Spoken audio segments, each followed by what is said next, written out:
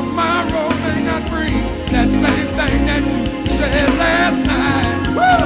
Every time I find a little peace of mind, I hold on tight. 'Cause tomorrow may not bring the very same thing. No, no, no. I'm said none of the right there. You that can all just for me. I'm so glad that you that can all just for me. I'm so glad that you that can all for a sinner like me.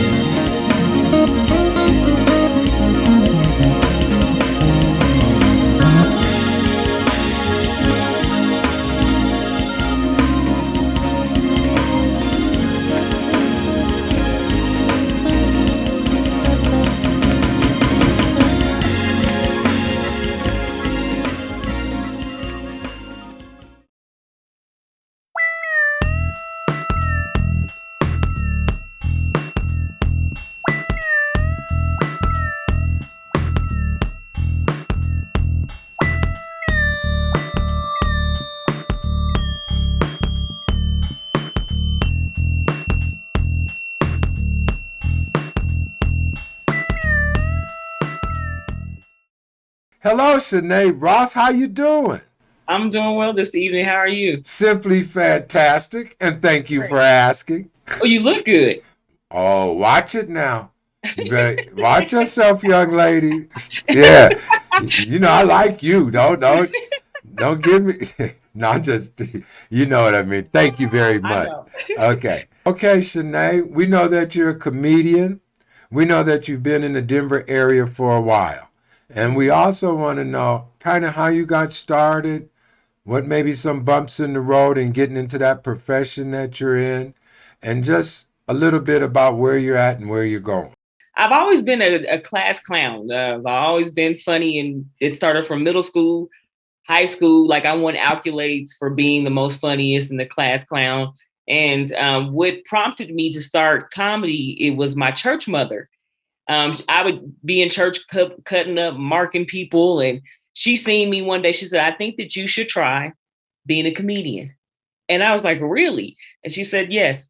And I was like, "I don't even know how to even begin to even start. Like, where do I look into?" So I started researching how to become a comedian. And in the process of that, um, Mr. Will, they would allow me to host different programs at church. Like I would MC the different programs from Sunday evening services to Wednesday services to teen night, whatever was going on, they would allow me to host and MC it. And then I was fortunate enough to interact with Shed G, who was a Denver staple in the comedy community. And he gave me some notes like, this is what you got to do. And he always stressed to me, be clean, be a clean comic, and be genuine. And if you believe in God, he will take you where you need to go. So I started reaching, research, did some stuff, different comedy competitions at Comedy Works. Started doing local bar shows. Different churches would have me host. Like I don't know if you're familiar with YWCC, Young Women Christian Council. So there's this big organization. They're all under Kojic. So I would do different comedy sets for them. And so right now, I've been doing comedy as long as I've been at Comcast, which might be 16 years. Um, Wow. I know that I know comedy is going to take me where I need to go. I know some comics you do, YouTube, Instagram, TikTok, but I feel like God's going to lead me where I need to go. I'm not rushing him. I've been blessed to do comedy in Oklahoma, which where I'm originally from.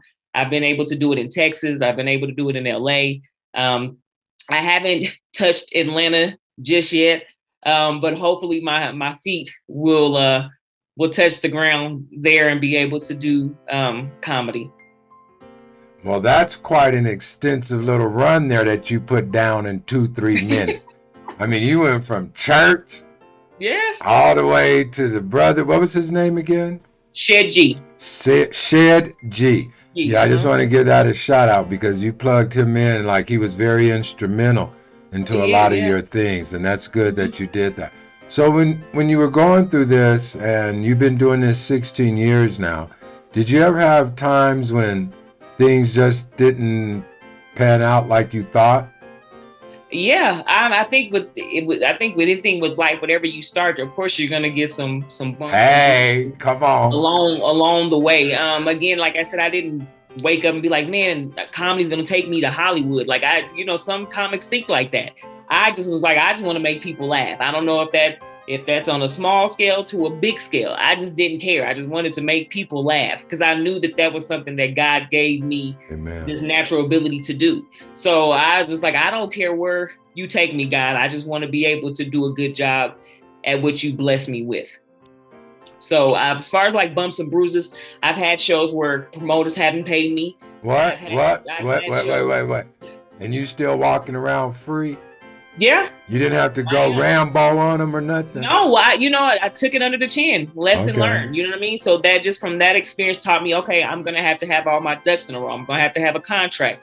You're going to have to give me a deposit. I've went to places to do shows because other comics was like, yeah, I got a hook up there. If you go there and tell them such and such, I can get you some stage time. And got there and they canceled the show, but the person forgot to tell me, and I'm all the way in California. I've had some experiences where I'm just like, okay, God, well. So it was a little rocky. I mean, there's been rocky moments, but it sounds like you endured, you got over it. Like you said, I took it on the chin because you wasn't going to let nothing discourage you from what God put in your heart to do. Yeah. I see. So where are some places locally that you've been in since you've been all around the United States? Not all around. Well, it sounds like you have it under your foot to get there. I'm wherever I'm at this point. Pastor Bill, wherever he gonna take me, that's where I'm gonna go.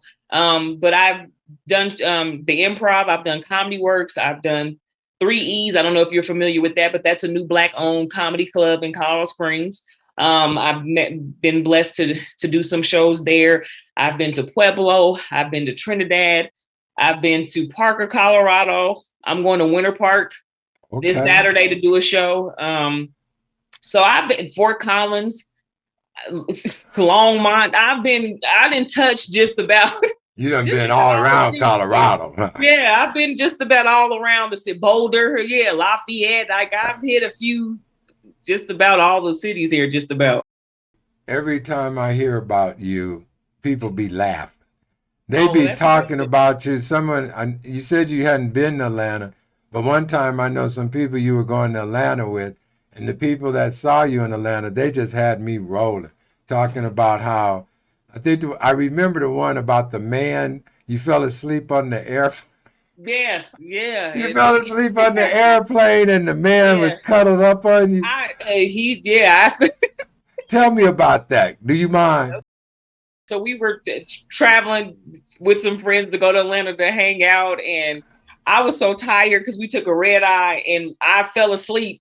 Like my head went into this guy's shoulder, and he said, "It's okay now." And it's like he rocked me to sleep, and I'm just sitting there like, "What?" Like, okay. I woke up on the man, like my head was on his lap, and I just was like, "Oh, okay, yeah, okay." Wait, on his shoulder, on his lap. So I was so tired, like I started off on his shoulder, and then I like slumped down, like where I was in his lap. You were knocked out. I was tired. Yeah, I was tired. So yeah. There's some shots that you might have, or some videos that you might have that we like to insert. If you sexy, you gotta make some noise. I recently did Ancestry.com because I wanted to know what was going on with me besides the obvious. And it came back that I was an Afro-American white woman.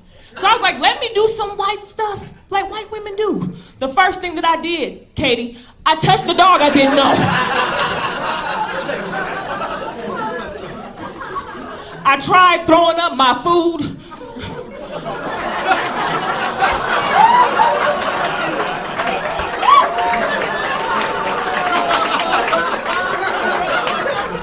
But the black woman in me made me keep it. It's like, oh, bitch, don't you throw up that food.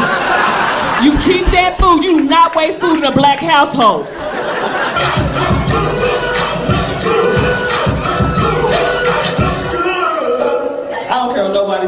singing the choir. Good, should. His mom was like, you all right. Y'all do racial profiling me? I know y'all was scoping it out. Y'all was like, it's an all black show, so it should be all black comics. It should. Y'all hear, you guys know that we try to identify people's race by their name. Do you know we do that? Let's just try this out. So, basically, you guys heard ShaNae, y'all was like, what? Sister. Y'all hear Marianne, what do y'all think? White. No, she black and she's actually over here. Spider-Man? Oh, you gonna be Spider-Man. Like, I'm like an 80s baby. So when Halloween came around, my mom was a jerk. I can say that, Mom, I made it on TV, not really, but yeah, she was a jerk. She utilized what she had at the house. One time I was bills. Like, she pasted all the bills on me. I'm knocking on people's doors like, trick or treat. They were like, what are you? I was like, rent, car payment, groceries, child. So it was embarrassing. So man, you look like Andre 3000 had a sex change. All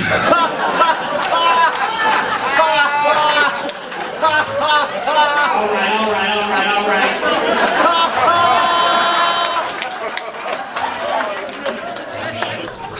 You look like in high school you were voted most likely to date white guys.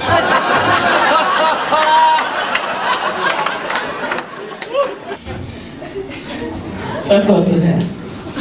Your mom wants to know, do you have sex for hamburgers? Guys, come on. And you said no, and the lie detector said, that's a lie. So what, he offered me extra pickle. Oh, that was just wonderful. That's why you so crazy, girl. You just crazy. So what is your stage name? It's ShaNae Ross. So you keep it at ShaNae Ross.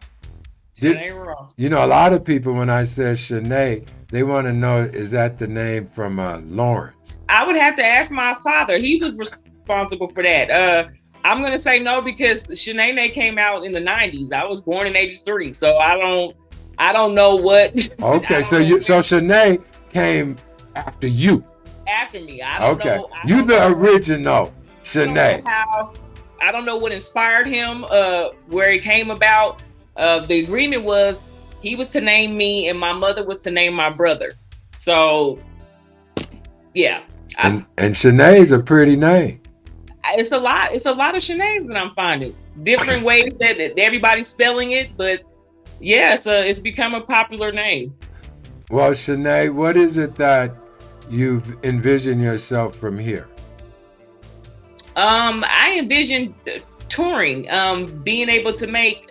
I'm so in love with elderly people. Like, that is my thing, Pastor Will. Like, old people love me and I love them back. Children, I love and they love me back. I don't feel like I meet a stranger. But just to touch down anywhere that I'm not familiar with, to make people laugh. I don't care if it's in Iowa. If that's where God's gonna take me, then that's where I'm gonna go. Amen. But I don't, like I said, I don't foresee. I mean, if I'm supposed to do acting, okay, I'll act. If I'm supposed to just sit on stage, I'll do that. If I'm supposed to produce shows, okay, I'm just gonna follow him. So you're open. It's not like you're open to whatever. You're open to the way God leads you. Mm-hmm. Is that what I'm hearing? Absolutely. So there's no need for me to assume, because you're letting me know. I guess, is it safe to say you're a believer? Absolutely. You're a believer. Okay, absolutely. Well, that's a beautiful thing.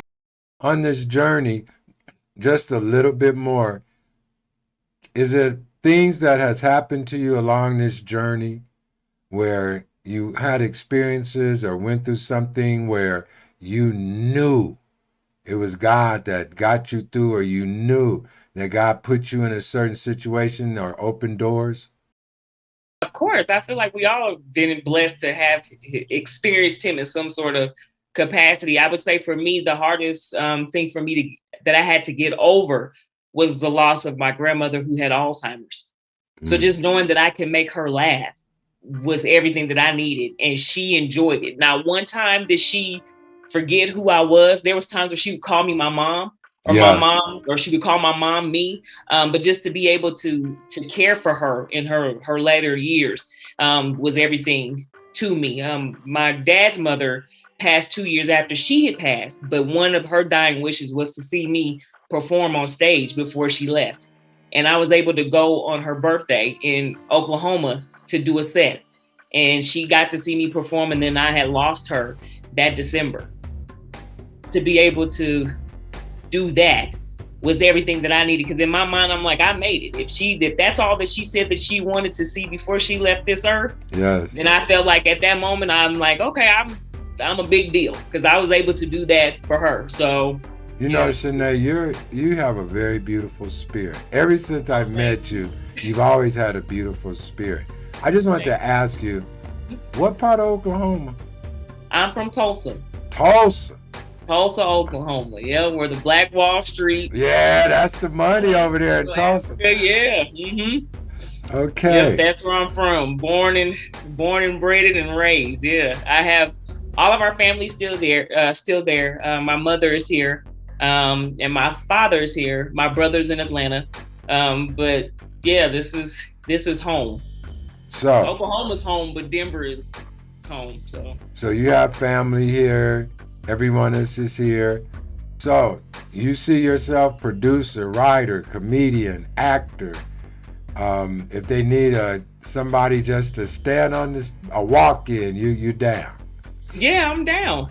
I just believe that what's for me is supposed to be for me. You know what I mean? So I just wake up every morning wanting to be intentional, wanting to wake up grateful, just knowing exactly who's leading me. And again, if I'm with him and he's with me, then I'm gonna be all right. Well, ShaNae, I am so glad that you took the time to come through at Where Were You and tell us a little bit about your journey. And I know there's probably a lot more to you. And if you ever feel comfortable about saying that, maybe you'll come back again and share it with us. Absolutely. And I do appreciate you. I really do. You're more than welcome. Okay, thank you. You're welcome.